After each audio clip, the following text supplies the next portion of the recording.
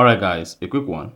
Here, I'll detail how to switch Instagram Reel menu. So if you want to switch your Instagram Reels menu from left to right or from right to left, then here's a video for you.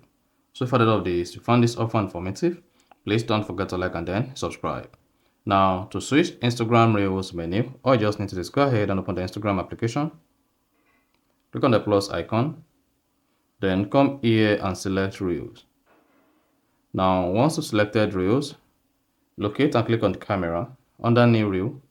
Then you should see your Instagram Reel menu here or here. Now, to switch the menu, you just need to just go ahead and click on this drop down. Then once you click on the drop down to expand all the menu, come here and click on this switch button at the top right. Then you should see the Instagram Reel menu switched. Then again, if you close this and you want to switch it from left to right or from right to left, click on this drop menu to expand it.